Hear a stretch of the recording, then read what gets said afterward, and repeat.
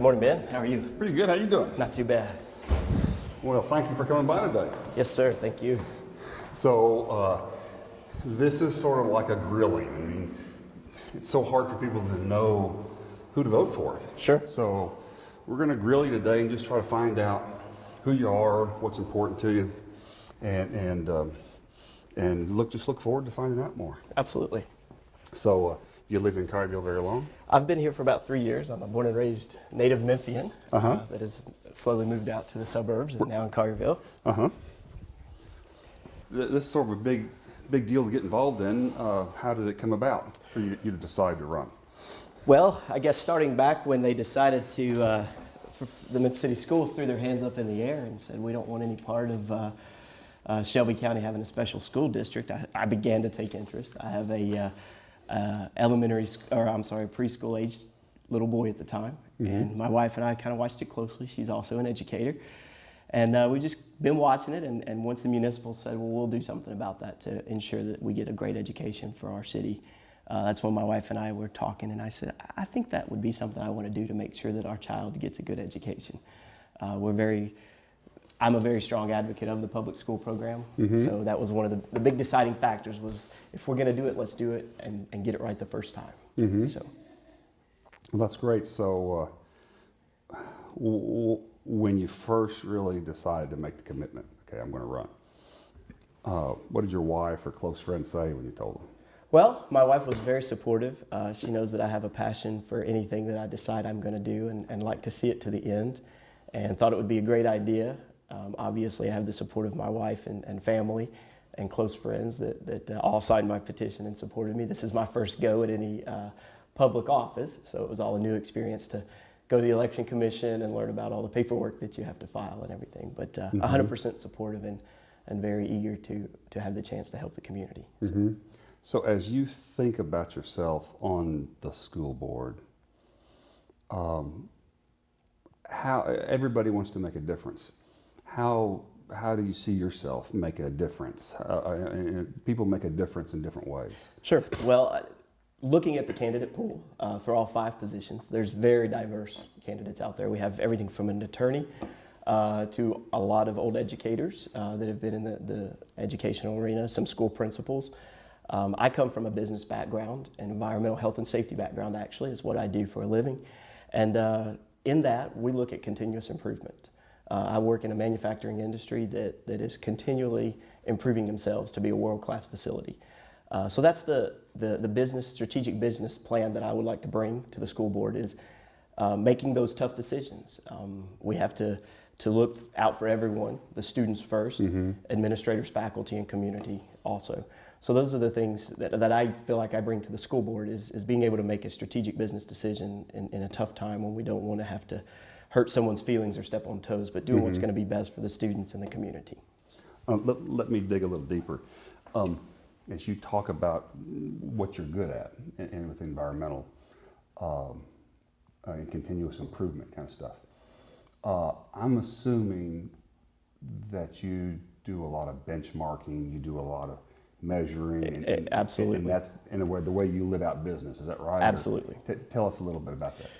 Well, this being the first school board, we only have to look to Shelby County schools and Memphis City schools for what have worked in the past to create baselines, if you would. Look at those baselines and then determine what was effective, what was successful, how can we apply it to a much smaller school district, and then begin trending data and looking at how can we improve on what we tried this past year or the previous years or what worked for the previous school districts. So when the superintendent stands up and says we're doing a great job, you're probably going to look past that and look at all the little numbers. Exactly. Right? I'm not an Alabama football fan, and I hope that doesn't hurt my my campaign.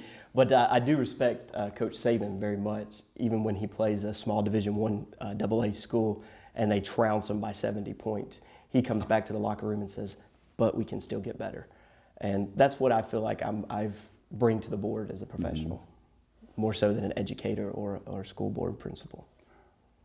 What do you think the vision of Collierville should be for the school system? I mean, what changes or anything any different than the way it is right now? Well, the visions that I have for the Collierville School Board is world class. I don't feel like our community should accept anything less. I think we have one of the strongest communities in West Tennessee, if not the entire state of Tennessee. And for our school board to be anything less than the best would be a blemish to us. And I think Mayor Joyner would say the same thing, that we want a world-class school system. And I think that we get there by this inaugural school board really laying the foundation and setting the precedent for the school boards to follow. One of the big decisions the school board is going to need to make is in hiring a superintendent. And it's going to be a tough decision. I'm assuming that in the end there's going to be 3 or 4 superintendents. They're all going to be good. They're all going to have experience and everything. What would it be, if anything, that would cause you to pick one over the other? Is there anything in particular that you'd be looking for in a superintendent? I think the track record of a superintendent is going to speak volumes. Also, the candidate's appeal. Can this candidate communicate effectively not only with the community, but also with us as a school board and with his staff and faculty within each and every school? That's going to be an important factor to me, as well as the experience. This is the first go for Collierville's community to have a school board. So we want to bring someone in, I would think, that would have enough experience to help in making the critical decisions it's going to take to form a very effective and a world-class school system for us. There's going to be a lot of there'll be a lot of controversies. There'll be different opinions. There'll be issues that need to be addressed. In a situation where you've got 5 or 6 different people and there's some conflict, what's your style of leadership? How do you deal with those situations? Well, as we all would say, we like the democratic process, but oftentimes in the democratic process, there's a winner and a loser. My leadership style is more consensus-based. We like to see what everybody has to say about something, make sure everybody feels that their opinions are valued, and then as a group, make a decision. I don't think we should have a divided line within our school board.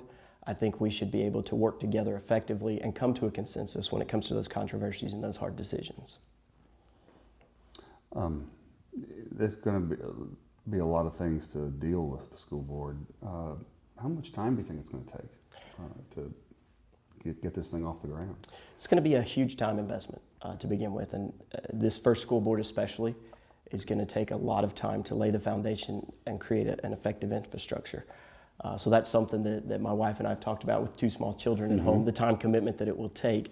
But again, to look forward to the future 2 steps ahead, knowing and understanding that this is just a page in life, that we make some sacrifices so better off we have a better future. As you talk about having a world-class school system, what does that mean to you, or what change would it mean from the way the schools are now? I think it involves the student experience. It really has to involve a student experience and the expectation for student achievement. I think if we were to be part of a larger merged school system, we're going to take a lot of that away from the student experience. And that in itself is what builds a student's education, that they can take to college with them and know and understand how to effectively operate in a college environment and on into a leadership environment in their professional career. So I think it's going to be the smaller classroom sizes, effective faculty and teachers that will promote that world-class school board or school system. I'm sorry. Well, that's a popular issue, the classroom size, and that is a trade-off between cost and quality of education. And I don't even know what the current classroom sizes are on average. But are you a proponent? Do you believe that lowering the classroom size is beneficial, or? I think that to an extent, lowering a classroom size is beneficial. I've seen both worlds. I went to a large public school here in Memphis, went to a small private college, and then taught high school the first year out of college at a private high school in Mississippi, which had a very small classroom size. So there's a benefit to both, and I think it's a necessity for us to determine which classes can we afford to draw back and put more money into, whether it be the math and the sciences or the English and the history. It's up to us and our new superintendent to determine this is what the curriculum gives us liberties to do, and here's how we want to address them to determine classroom sizes and how focused we get on each individual subject. Let's say that you're elected and a year later somebody comes up to you at Home Depot and says, little Johnny's really unhappy with his 8th grade teacher, and we don't think his teacher amounts to much, and I want you to do something about it. What do you do in that kind of situation? Well, we never take it out on the person. Praise in public, punitive things in private type thing. I think we take a step back and pragmatically look at that school, maybe address it with the superintendent and inform him that there may be some concerns. There's going to be personality differences within teachers, students, and parents. And I think we take a step back and pragmatically look at it and say, superintendent, we need you to just take a look at the school, discuss some things with the principal, and look at evaluations and determine the best solution. Maybe it's a personality difference, and we can fix that by changing classrooms, or maybe there's a bigger problem that we would need to address at a higher level.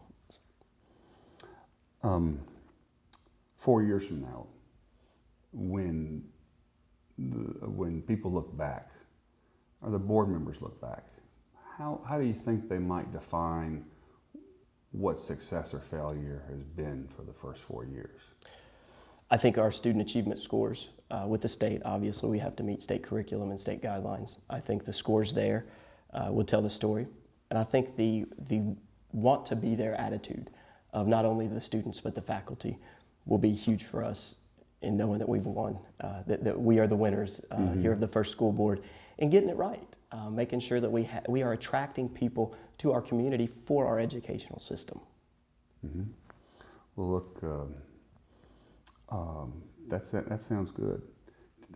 Anything else that you can think of that you worry about with the school system, what might happen, or other decisions the school board's going to be faced with? I think there's that worry in all of our heads, especially as candidates, that this potentially could be overturned, and our candidacy are all for nothing. But in the future, hoping that we would establish a charter school district or some other school board. So that's always lingering in my head. Anyway, as far as when I'm speaking with constituents and talking to them about my campaign and my platform, and telling them, I'm a little tentative to really get out there and submerge myself into a full-blown campaign, and the fact that we don't know how Judge Hardy Mays is going to rule. I don't think a merged school district will be the end of the world if we are overturned and we don't get the opportunity to excel as a municipal school district. But I think there's going to be some challenges there if we do get overturned and we are a merger. I think we have to be the bigger community, step up to the plate, increase our parent involvement, and increase our alderman and mayoral leadership to make sure that we keep an attractive community and a high educational expectation.